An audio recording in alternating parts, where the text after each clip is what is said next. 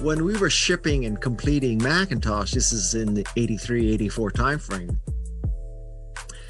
it wasn't about, well, we're going to ship another personal computer. There's been the Apple I, there's been the Apple II, there's been the Amiga, there's been the Commodore, there's been the MS-DOS machines, and we're going to ship yet another personal computer.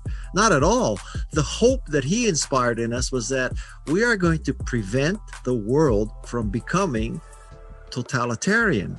That if IBM and Microsoft control the world, it's going to be Orwellian. It's going to be George Orwell, 1984. So our battle was not to ship another personal computer. It was to prevent the end of democracy. Welcome to another episode of the Hope Strategy Podcast. We just had a really great conversation with Guy Kawasaki. You know, he's one of the guests that we've had on that really, truly needs no introduction. But that being said, there's a lot of people that aren't as educated on who Guy Kawasaki is. So I'm going to read his about section on LinkedIn.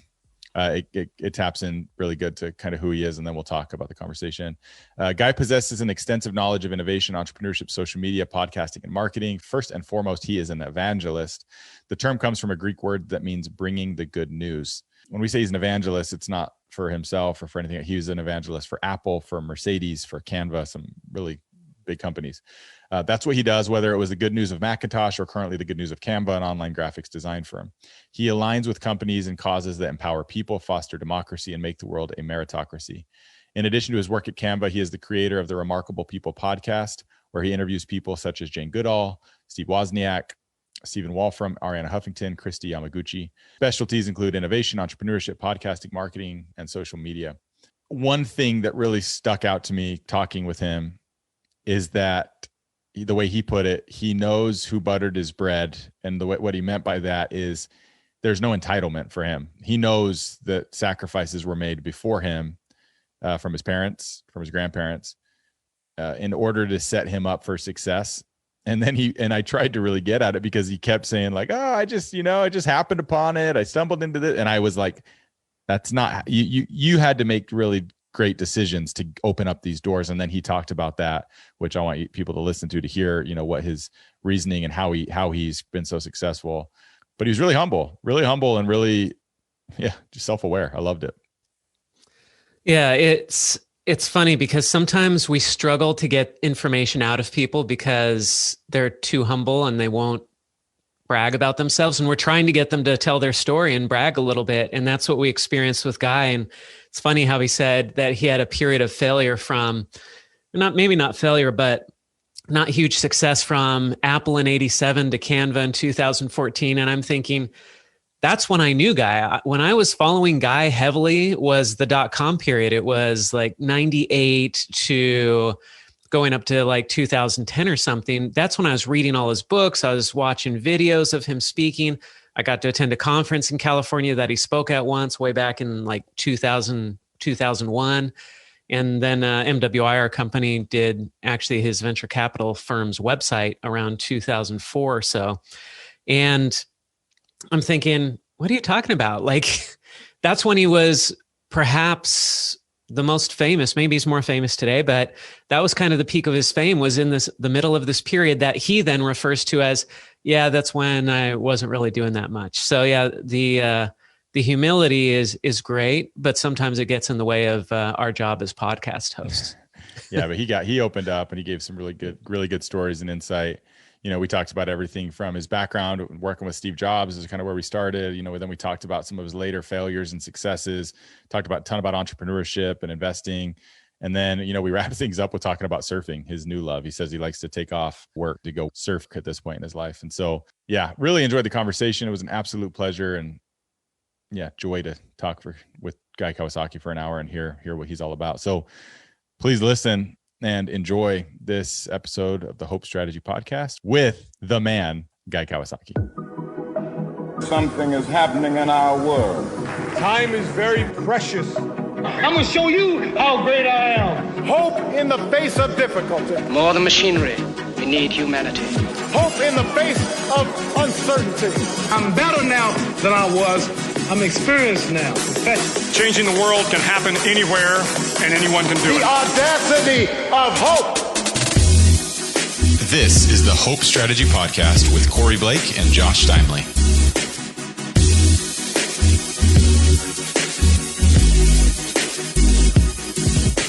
Hey, thank you so much for talking to us today, Guy. We really appreciate it.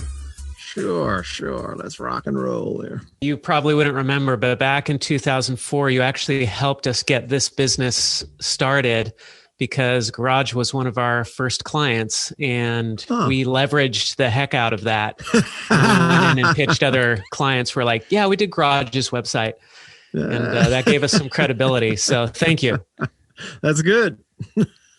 It's funny. I had no idea when I told Josh. I was like, "Hey, I have this. I got Guy Kawasaki on the podcast." He's like, "Oh no, he's one of our oldest clients." I was like, "What? I've never heard this story before. That was way before I was involved." So I don't know if you remember, Guy. You and I met at BYU Hawaii. I was an entrepreneur in residence there, teaching kids for a couple. You did a podcast for the Willis Center, for the Entrepreneurship Center. And that was in my office, but it was with the kid Tom that did the interview, and we actually hired him. He produces the podcast for us. He's the one that's going to listen to this later. So shout out to Tom. But yeah, we really appreciate the time. We know how busy you are, and you're one of the people we speak with that obviously needs no introduction, and so we want to jump right in. And I found your podcast as I was doing some more research. I mean, I've seen you speak in person. I've met you once. I've read a lot of your stuff. I mean, it's kind of funny when you have so much information on somebody to go in and interview them in 45 minutes or an hour or maybe 2. No, I'm just kidding. But you're trying to figure out how do I narrow this down? But I hadn't heard your podcast, and I went in and listened to it because we actually just interviewed, I think last week, or I think her episode went live a week ago yesterday, Kara Golden from Hint. Yeah. And so we had seen that you were one of the, you wrote the, was it the foreword or you were, or you just gave her a review on the book. And then I found her episode of yours and I listened to it. And first I was like, man, Guy's introduction is fantastic. The way he's doing this intro, I got to steal from this a little bit. And then I loved the conversation. So yeah, we're excited to talk to you. I think in most of the cases, as we jump in here, most of the time what we do, it seems like your Remarkable People podcast, which is fantastic, and you have amazing people on there, is very similar in theory to what we're doing here, which is talking to amazing people, hearing great stories. And like I told you in my email, early 2020, Josh and I just said, how can we do our part? I mean, we run a digital marketing agency. We work with a ton of clients. We're like, how can we do our part to instill a little hope out there into the content world? Because there's not a lot of it going around, and we love talking to great people, and we're both very optimistic and ambitious people. And so we've had some fantastic conversations along the way. And again, the conversation I listened to you with Kara was great, and I look forward to hearing more. Most of the time we start at the beginning of somebody's journey and we say, tell us where you grew up and what your background is so that we can start to paint a picture. Whatever. With you though, I'm doing it different. I want to start more kind of in the middle of the journey. We're going to bounce around a little bit more. Okay. And I know you've talked about till you're blue in the face, Apple and your time with Steve Jobs and the work that you did there in the mid 80s. But to start out, that's where I want to start. So that all of our listeners know that. Give us and then I've got some more hope specific questions, but give us an idea of what it was like working directly with Steve Jobs and Wozniak in the mid 80s at Apple. Okay. So I worked primarily with the Steve side of the company. Oh, well, of course, they're both named Steve, so that doesn't help. I work mostly with the Jobs side of Apple. This was in 1983 to 1987 and 95 to 97. And in both of those time periods, Woz was no longer really active. He still is to this day an employee, but he wasn't active in either of those time frames for me. So really, you're asking what was it like working for Steve Jobs? And that was the most amazing experience. So every movie, every book, every article, everything you've heard is true. He was very difficult to work for, absolutely scary and intimidating. He ruled by fear. It was a benevolent, well, not even, it was sometimes a benevolent dictatorship. Sometimes it was just a dictatorship. And yet I would not trade that time. I think that as I look back, the toughest boss and the toughest teacher taught me the most. And that's something you gain maybe 20 years after the fact. But if I look back on my life, I learned the most from the toughest teachers and bosses, not the easiest ones. So I don't know any Apple employee who worked during that time frame who would say, I regret working for Apple. Yeah. I know many who say, I regret quitting, including me. It's always, I know, I loved how I think in an interview I heard or in your bio or something, you said you were kind of drinking your own Kool-Aid and thought, oh, I'm going to go do this myself then, and you went and started building the softwares for Apple. So, okay, so you've got this picture. Everybody has this picture. And like you said, there's been movies and books and all. I mean, Steve Jobs is obviously famous worldwide, and details of his life are very out there for everybody to know. You have this picture of who he was and the intensity that it was to work for him, but he was also building this brand that was full of hope and ambition and optimism and pushing limits and creating a brand that to this day, I mean, we're a marketing agency. To this day, we still always say, do you want to go with more of a simple, like Apple? I mean, there's just no way around it. They redefined the way that marketing was done just as much as they redefined technology. How did he lead with hope and kind of getting this message across of like, look, I'm being really intense right now because I see this vision of what's to come. How did he instill hope in a workforce that feared him? I guess is the question. I think a lot of the tools that he used centered around the grandness of what he told us we're doing. So when we were shipping and completing Macintosh, this is in the 83, 84 timeframe, it wasn't about, well, we're going to ship another personal computer. There's been the Apple I, there's been the Apple II, there's been the Amiga, there's been the Commodore, there's been the MS-DOS machines, and we're going to ship yet another personal computer. Not at all. The hope that he inspired in us was that we are going to prevent the world from becoming totalitarian.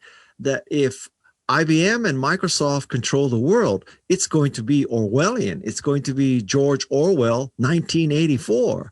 So our battle was not to ship another personal computer. It was to prevent the end of democracy. That's quite a vision. Yeah. In hindsight, how has that gone? Would you say? Was the vision accurate? Well, until 2016, democracy was doing pretty well. So, but it was, the link here was that it was not, we're fighting thought control. We're fighting the lack of innovation. We're fighting the freedom of expression, that people could become more productive and more creative. They weren't just typing in terminals 24 by 80 with 26 letters in upper and lower case and 0 through 9 plus a few exclamation quotes and parentheses. We weren't limited by that. You were limited by your imagination. And put your hand on this mouse and whatever you tell the mouse to do, it'll do. One of the interesting things about this is that it's not just Apple that thrived because Apple was innovative. IBM and Microsoft, I mean, where would they be today if it weren't for Apple's influence as a competitor in the market? Yeah, I mean, it's an impossible exercise, but let's say that Apple and Steve Jobs did not exist. I still think that computers would have evolved. I mean, we would not all be at dumb Unix terminals today. Somebody would have figured that out, right? But it was Steve that figured it out. So, to the victor go the spoils. And I think that, my warped perspective is that if Xerox PARC didn't make their computer, which inspired Steve, then there would have been no Macintosh. And if there was no Macintosh, what would Microsoft have copied? So that's another completely separate line of reasoning. Yeah. But, do I think that computers would have stopped development because, if Steve and the Macintosh and Xerox PARC did not exist, no, somebody would have figured it out. I don't know if it would be this way, but somebody would have figured it out. Did Steve see his influence as influencing the marketplace that way, though? Did he have hope for, hey, I'm making everything better for everybody? Or was it more, hey, I'm all 100% Apple and we're going to crush the competition? It was both, actually. Although I will tell you that I don't consider myself qualified to interpret how Steve's mind worked. I wasn't that close to him. Certainly, I was not in his inner circle. I was in, the second or third ring, but I think it was both. He had both a vision of denting the universe, making the world better for everyone, and he had a vision of just kicking everybody else's butt. Yeah, competitive, right? He was. The two are not mutually exclusive. Yeah. So you eventually left Apple to go and create software for Mac, right? Yes. And that led you down this journey of entrepreneurship, of investing. You've been an investor for years in Silicon Valley, and you really have watched the boom of Silicon Valley to, be a couple small, businesses that were kind of getting started to what it is today. You've also seen, and you've invested in, as a venture capitalist, you've invested in a lot of different companies in Silicon Valley and elsewhere. You've seen multiple recessions through this time. You've seen a bunch of different political, presidencies and statuses within the U.S. And you've seen this. Are you saying I'm old? Seen the false. No, I'm saying that you're experienced. Like I said, yeah. So as you look forward, and I know you just mentioned, something where you said, in 2016 things changed, and now that's changing again here. But when you've seen a lot of rises and falls as an investor on the ground, as with your own businesses and others, where do you see down the pipeline coming, with entrepreneurship, with business, with technology? What do you see coming, and when you do look forward, where do you find the most hope and optimism? Big question. I will tell you that. Yeah, I'll tell you that I think the longer you're in this game and the more you see, assuming that you don't let it all go to your head, which is a big assumption, I think you have to come to the realization that you don't know anything. I mean, the longer I'm here, the less I think I know. And now some of that is mental degradation. Don't get me wrong. But, I think when you're younger, you think, I can pick the winners and I can pick the losers. And I know which team is good. I know which technology is good. I know which market is good. But as I look back, I said, God, Guy, you were wrong most of the time. And if you want a very quick summary of my career, because of nepotism, I got hired at Apple, literally, because my college roommate hired me. Okay, so that's how I got into Apple. I didn't have the right education or work experience. And Apple was successful after a time. It went through some very difficult times. And then it reemerged and eventually became the most valuable company in the world. But by that time, I had left not once, but twice. So, I got lucky because of nepotism and hitched a ride to Macintosh. And then fast forward, so that ended the first time, that ended in 1987. And then the next time I got hitched to a really successful company is Canva. And that happened in about 2014.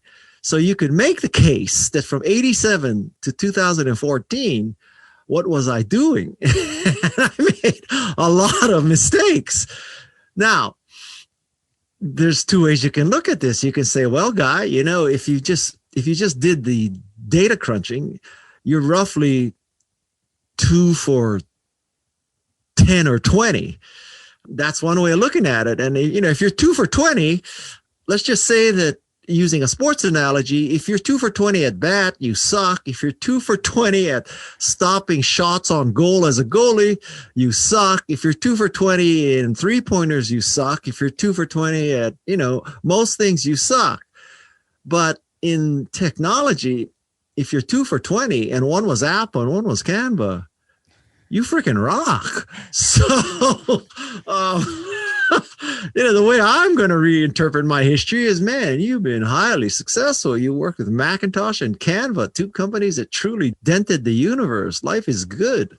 So all of that is to tell you that I don't know. I don't know what the next big thing is. If I knew what the next big thing is, well, I'd probably be a psychopath and delusional. But if I truly, truly did know, if we could prove that, I would not tell you. I certainly wouldn't tell all your audience. That's a great answer. What can I say? Oh, it's fantastic. What Canva is an amazing tool. Like I said, I taught digital entrepreneurship at BYU Hawaii, and I used Canva all the time because it was like, basically, let's take what used to take years to get a graphic design degree and just use this tool for 5 minutes and you'll be a great graphic designer. So that's like, in a nutshell. Yes. And to this day, our agency, we use Canva for ads that we build and for banners. I mean, we still use Canva all the time. And just 2 or 3 days ago, I was on a call with the Philippines doing a training with a group of students from BYU Hawaii that I met, but now they have this business in the Philippines. And I was doing a training for all these young agripreneurs, these entrepreneurs in agriculture in the Philippines, trying to revamp agriculture in the way that, that it works in the Philippines. And I did an entire training on how to manage Facebook and how to build ads and everything. And then it was like, oh yeah, and here's Canva. Let's talk about, and we did a full training on Canva, and their minds were blown. It was like, they were these young farmers that, live in little shacks in the Philippines are able to become incredible graphic designers and build brands. And because of this tool. So when did you get involved with Canva, and how did that happen? Well, first of all, on behalf of Canva, let me tell you, salamat po. Yes, salamat po. I got involved 6 years ago. It was because someone who worked with me, who was doing my social media, was using Canva to make graphics for Twitter. Canva noticed that I was using Canva, so they reached out to me. And when they reached out to me via tweet, I asked Peg Fitzpatrick, the person who was helping me, so isn't this what you use? Yes. Do you like it? Yes. You think I should help them? Yes. Okay, so I'll help them. And that's how I got on the rocket ship called Canva. So, if you think it was my careful analysis of the competitive landscape and examining all the potential opportunities that were available to me and, using the incredible Guy vision and Guy expertise and Guy, magic, I picked Canva. It's total bull. Canva picked me. And so this leads to my theory of Guy's golden touch, which is not that whatever I touch turns to gold. Guy's golden touch is whatever is gold, Guy touches. You were saying, Guy, 2 out of 20 is pretty good in Silicon Valley if you choose the right companies. Now, for the entrepreneurs who started the other 18 companies, how do you talk to young entrepreneurs who go through failure? Because a lot of young people, they go to Silicon Valley, they think they're going to touch gold, and then they get there, they start their business, and they lose $10 million and they fail. And this is their first business. You've probably had the opportunity to speak to a lot of those entrepreneurs. What kind of message do you give to them? Well, first of all, I don't give them the message that it's okay to fail, because whoever invented that theory is delusional. That one theory was their success. It is not. Yeah, it is not okay to fail. When you fail, you ruin people's lives. You waste money. You waste time. I mean, you waste a lot of things. So don't get this cavalier jackass attitude like, oh, let's just, boot up PowerPoint, raise $5 million and let's, buy Herman Miller furniture and foosball tables and give free sushi. It's okay to fail. It's no big deal. It's bullshit. It is not okay to fail. So anyway, that's number one. Having said that, the odds are that you are going to fail. So the question is, how much did you learn in that failure that will increase the probability of your success in the future? And that's one of the good things about Silicon Valley, which is, to a degree, you can fail all you like as long as you succeed once. And you could make the case that I'm living proof of that because I'm 2 for 20. So 18 times I failed and 2 times I succeeded. I don't think many people think I'm a loser. I mean, maybe they do, but I don't think I'm a loser. So the key is, not that you never lose, it's that you win once at least. And then when you do lose, you take the lessons learned and plug them into the next thing in order to have a less likelihood of losing again, right? Or at least you make different mistakes. Yeah. So I've got a follow up to that question. If you're the entrepreneur and you just lost $5-10 million of other people's money, what's the right thing for that entrepreneur to say to those investors? Because I've heard like Gary Vaynerchuk say, these young entrepreneurs, they come back to him and they're like, yeah, I lost $5 million, but I really learned a lot from it. And he's like, I don't care what you learned. Where's my money? And so what's the attitude and what's the message that that entrepreneur should have as he goes back or she goes back to her investors and says, I'm sorry, but we're going out of business? Well, I think you should be humble. You should be embarrassed. You should be humiliated. I mean, I would agree with Gary Vee there. It's, $5 million is $5 million. 500,000 is 500,000. So to have this attitude like, okay, we tried, we failed, life goes on is bullshit. Yeah, what can I say? And now, you have to understand that I have lost people's money too. Okay. So, and I guess, when you lose venture capital, that kind of capital that came from a pension fund or insurance fund or something, that was an asset class. Professionals knew that there's a probability of loss and all that, right? So that was built into the system, which is still not okay, but at least it's like you're not losing some little old lady or little old man's retirement. Although coming from a pension fund, you could make the case that you're not exactly helping that little old lady or little old man. But the kind that's really painful is, a kind of semi-successful angel investor where you really are losing their after-tax money. And to this day, I feel bad about that. How rare is it to find that founder who can feel bad about losing that much money, be humiliated, be truly sincere and feel bad about that, but then says, I'm going to go do it again. I'm going to go raise money and I'm going to try again and use what I learned to be successful. Is that pretty rare? I honestly don't know, because to answer that question well, you really need data. And part of the problem with talking to people like me and business authors is that we are not scientists, right? So, I could tell you, it happens hardly ever, or it happens a lot, but I really don't know. It's just. What about in your experience? In my experience, it's rare, but, that's like asking William Barr, in your experience, was Donald Trump a good president? I mean, do you care what the hell he says? So, to really do this well, you need to do some heavy statistical analysis. And I don't know if you can get that data, right? Yeah, that would be tough to get because it's so experiential and not everybody's filling out a form when they're finished with it. Yeah. I mean, submitting a form.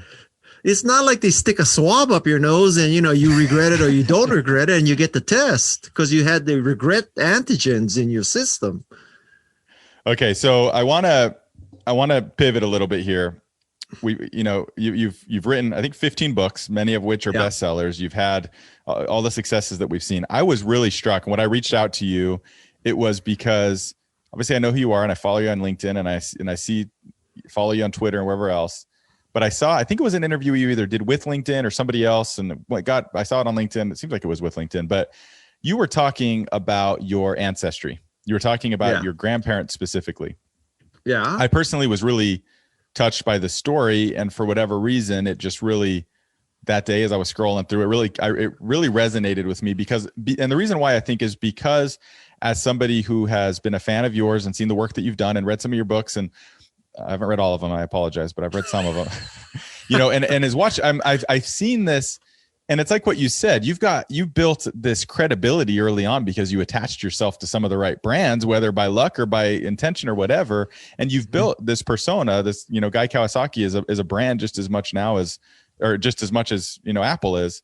And so I don't think so, but maybe not that big, but you built this persona and this brand. And then it was really humbling for me to hear this story of, man, there were some people a couple generations ago that made some really big, hard decisions in order so that a couple generations later, Guy Kawasaki can be Guy Kawasaki. And so if you could tell us that story, I think it's a really great story to share with the audience about your grandparents and kind of what they went through and how generations evolved. Yeah. So I'm third generation Japanese American, right?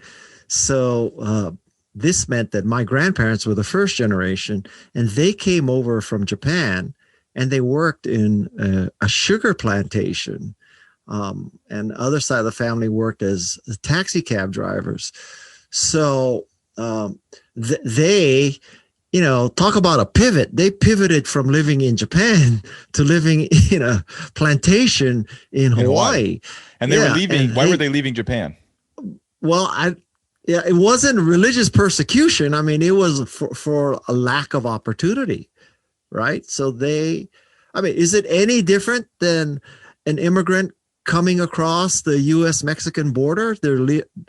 Actually, they may be leaving because of pure danger, but it's also because of economic opportunity. So in a sense, I am not that different from immigrants from Mexico whose grandparents left Mexico to pursue a better life in America. It's just that, I came from Japan. So same thing. And if it were not for that pivot, for that risk, for that sacrifice, I would not be here today. There is no question. So, I have a very low sense of entitlement. Let's just say, I know who buttered my bread. And so your grandparents came to Hawaii, leaving whatever life they had there to work on. I mean, this was not easy work, right? You live in Hawaii. I've lived in Hawaii. Working on a sugarcane plantation, that's brutal work. That's a lot of hard work. And then they provided a way for, was it your dad's parents or your mom's parents? Both sides made sacrifices to come. Oh, okay. So it was both of them. Yeah. And so then what did the next generation? So now your grandparents left. Okay. So next generation. So my father and mother both only went to high school. They didn't go to college. And my father became a fireman. So literally fighting fires. And a fireman's life, you have, short periods of intense action and danger, but most of the time you're waiting for the alarm to ring. And so he had lots of time to study. So he studied and became a real estate broker. And, one thing led to another. Then he became a state senator because he really wanted to make the world better, I think, for his kids and, all kids. And, that's the arc of his life. And so because of his sacrifices and my mom's sacrifices, a 6th grade elementary school teacher in the Hawaii public school system told them that I had too much potential to be stuck in the Hawaii public school system, which wasn't that great at the time. So they need to get me into a private school that was college prep. So my parents made the sacrifice to send me to a school that eventually led to Stanford. And at Stanford, I met Mike Boych, who's the guy who hired me into Apple. And, that's the rest is, as they say, history. So, if you look back on it, somebody in Japan decided to rip up his life to go to America. And then my parents decided to sacrifice to take me out of public school, put me into private school. And in the private school, I don't know why, but some admissions college counselor told me to apply to Stanford. And I don't know why, but Stanford admitted me. And then I met the guy who gave me a job at Apple. And then the rest is, history. You say you don't know why. And I understand, and again, because as you said, I think you put it, who buttered your bread. You have that, and it's great, this natural humility. But I know that when you're in the thick of it, and you're that student. What school was it, by the way? Which private school in Hawaii was it? Iolani. Okay, Iolani. So it's the school Barack Obama could not get into. I was gonna say, was it Puno, or are we gonna drop that? Or that's a better one. So that's a whole. That's another sinkhole we could go into. Yeah. So I'm real curious, and there's a lot of people out there I know that are curious. It's easy to say, and it's easy to simplify and say, I don't know why. You're putting in some work, and you've got some processes and some habits that are allowing you and forcing these, in some cases, maybe doors to open, right? When you applied to Stanford, it wasn't like you just threw out a helmet. Let's see what Stanford says. You put in the work to put in a good resume, to perform well, and, to get good grades in high school and all these things. So what, in the thick of it, when you're, it's easy to chalk it all up to, luck or timeliness or whatever. But when you're really, truly in the thick of it and you're making things happen as an amazing entrepreneur, as a really smart guy, what does your process look like? How do you get in a zone and get in a flow and stay there in order to execute? Listen, in a sense, you're asking me what's the secret to my success, and the answer to that, the answer to that is grit. That I can outwork most people, and there are people who are smarter than me. There are also people who can work harder than me, but there are not too many people who can do both. And so, I am all about the growth mindset and grit.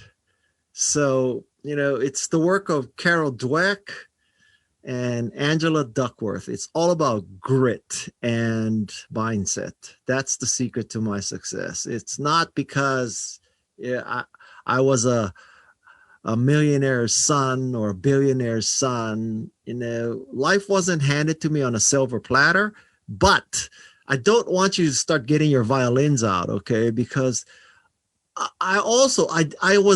it's not like my family came over in a helicopter having just left the U.S. Embassy in Vietnam. They got on the last helicopter. They got on the last B-52. That B-52 landed in, McAllen, Texas, and they got off the plane, and now they're in America. And the first thing they do is they work for a 7-Eleven. And I mean, I landed in Ellis Island with nothing but a suitcase. Okay. So I don't want to exaggerate my awesomeness. Okay. Yeah.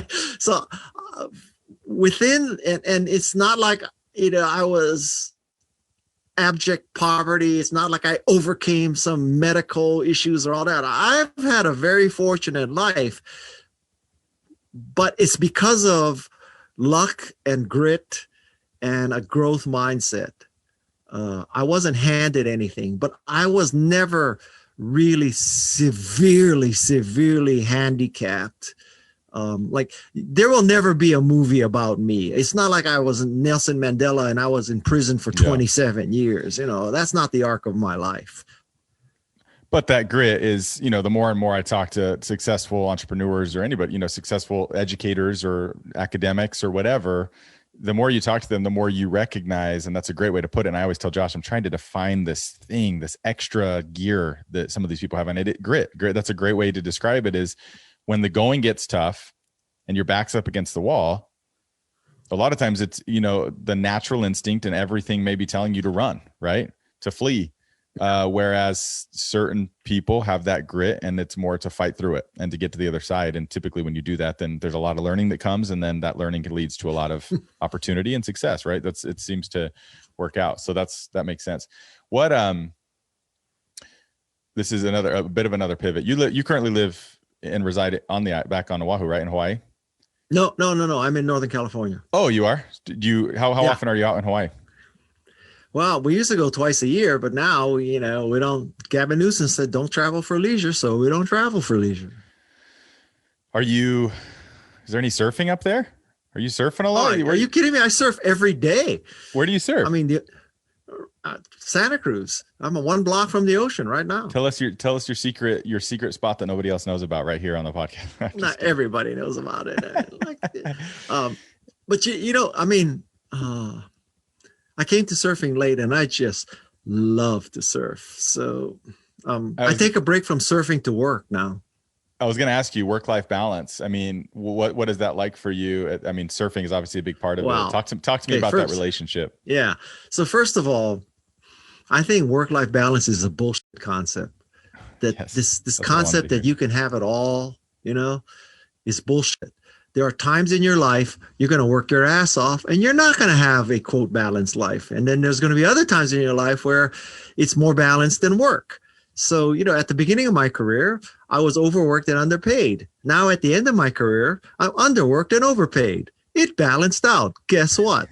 So, but the concept that you can have it all, you can have, great relationship, great kids, free time, you're walking, on windswept beaches, drinking your Chardonnay, completing each other's sentences, wearing your Birkenstocks, with your CBD oil all over you, and you just got out of your yoga class and you're carrying your yoga mat and your kids are straight A, and you're just trying to decide between Dartmouth, Harvard, Yale, and Stanford.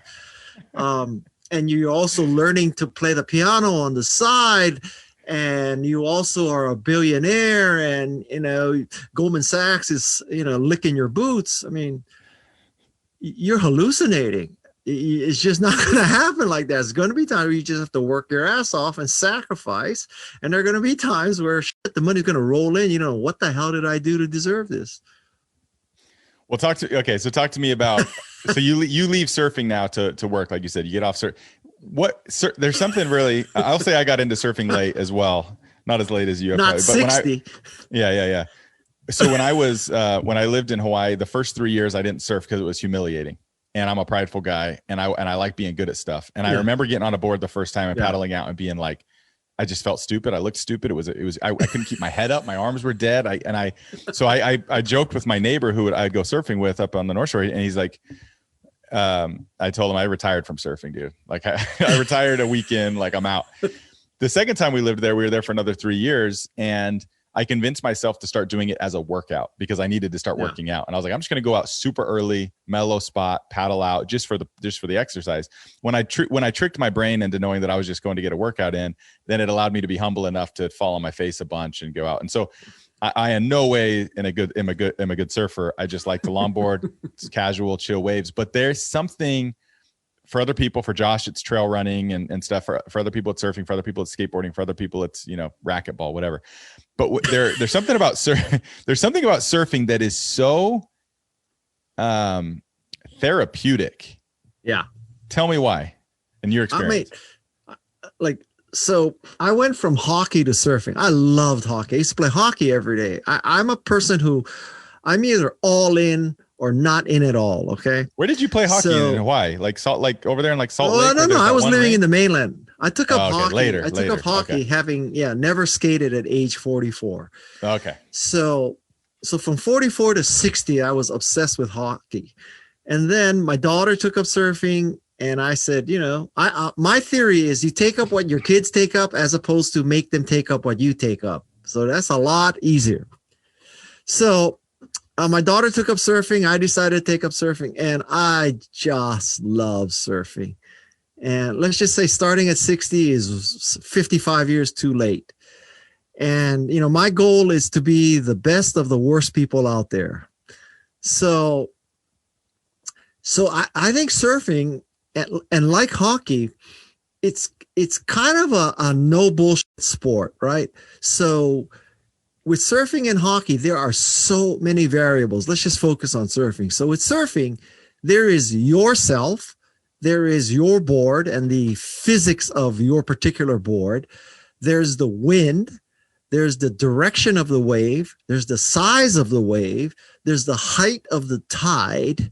Then there's all the other surfers. And then there's the kelp. I mean, there are so many factors that, you can't be out there, at least if you're not good like me. There are so many things you have to think about that you're not exactly thinking about, well, how should I pitch my IPO to the private equity managers? I mean, you would, and you can die surfing. It's very hard to die playing hockey. So so now you start at 60. So I've had to do a lot of dry land. I have to practice every day, off land, I mean, off water. Surfing is the most fun you can have legally. I would strongly encourage people to try it. It would be, but you have to understand, it will take you, if you're really, really good and lucky, it might take you 2 years to become sort of an intermediate surfer. And not that many people are willing to live with humiliation. Let me say that again. Not that many people are willing to live with humiliation for 2 or 3 years. Yeah. I, on the other hand, am willing to do it. So I've lived with it for 6 years. So yeah, and it's true. And the interesting thing about it is I'd have people come out and visit or something, and I'd say, let's go out surfing and I'd say, it's pretty tiring. And they say, oh, I'm in great shape. I run, I lift a ton of weights. And some people I know were in great shape. 3 minutes in, they're dying. It's just a different set of muscles and stuff you never use. And that's one of the things I noticed too, again, being a very, very amateur surfer. I don't want anybody out there listening to this that knows me and has surfed with me and think I'm talking like I'm a good surfer. I'm not. But there's something about being on the water. And like you said, there's so many variables at play at all times that your mind is constantly working. And it's it makes it so addicting, right? Everybody I know that really gets into surfing, it's like, and when I really when I lived in Hawaii and I was surfing, 4 or 5 times a week, it was just like a drug. It was like, I got to get out there. I got to get out there. It is a drug. And you're checking your watch and saying, what's the tide like right now? And how big are the waves? And which way's the wind blowing? And all of these things, like you're constantly in on it. Josh is a big skater. So he has this kind of on the skate side. There's a lot of it. I have a little more control over my environment though. Yeah. Well, Guy, we want to be respectful of your time, and I know we've already gone over a little bit from what you had requested, but we did answer a lot of questions. I was going to show you my tide chart to make sure. Show it to me. Oh, let's see it. So here's my tide chart. So right now, it's too bright here. Oh no, go back a little bit. We can see it. If you get by to your face, it works. Oh, how's that? No, almost. I saw. Anyway, I see it. Right now it's kind of peak tide, so it's not going to be good for another 2 hours or so. So I got 2 hours to eat and podcast. Well, I'm glad. And then you're going to head on down to Mavericks. No, I'm not heading down to Mavericks because this will be the last podcast I ever do if I went to Mavericks. Mavericks was going off the other day. I was watching it on a couple. One of my buddies is actually in Santa Cruz right now, and he went out on a boat and he was posting stuff to Instagram, and it was huge. My daughter, I don't know if it was that day, but my daughter went out a couple times in the last 2 weeks. Now she did not catch any waves, but she was out. Let me tell you something. Just paddling out to Mavericks is an accomplishment. She didn't catch any waves, but. And then a few days later, she fractured her humerus on a wave where she missed the drop and just smacked the water. So, see, people don't think you can break bones on water, but trust me, the water always wins. Yeah, seriously. Yeah, I've been out a few times when it was supposed to be 3 to 4, and you go out there, and then all of a sudden the swell comes in, and it's like it's a lot bigger than that, and it's. I don't know that my heart's ever raced as big as it has on the North Shore when waves come in like that. And you're just sitting on the shoulder, like trying to time it to get out without dying. It's unbelievable. I am strictly a South Shore, like, Queens kind of area, good. Man. I just 3 or 4 feet is my limit. 3 or 4 feet is my Mavericks. That's me. I'm the exact same way. And I stumbled onto Queens probably the last year and a half. I went down there and surfed it once, and oh man, Queens, White Plains, down on like the east side. It's super fun. But I still have Surfline, and I'll go and look. I'll just sit sometimes and look at Queens, look at the camera, and just be like, oh man, what I'd give. I got to get back. COVID ends so I can get back there. You're somebody that we both look up to and respect, and we appreciate you taking time. Thank you. I think your story is one that's inspiring to people, and we really couldn't be more appreciative of you taking some time with us today. My pleasure. Cool. We really appreciate it, Guy. Thanks so much. All righty. Yes. Thank you so much, Guy. Okay. Bye-bye. See ya. Okay. Bye. Hello, it's Corey here, and I just want to thank you so much for listening into the Hope Strategy Podcast. I hope you're enjoying it as much as we are enjoying having these amazing conversations with these incredible individuals talking about hope. We'd love it if you wouldn't mind liking, subscribing, and leaving us a review on iTunes or Spotify or anywhere that you listen to your podcasts, and share it with anybody you feel that can benefit from these messages of hope. Thank you so much for listening to the Hope Strategy Podcast.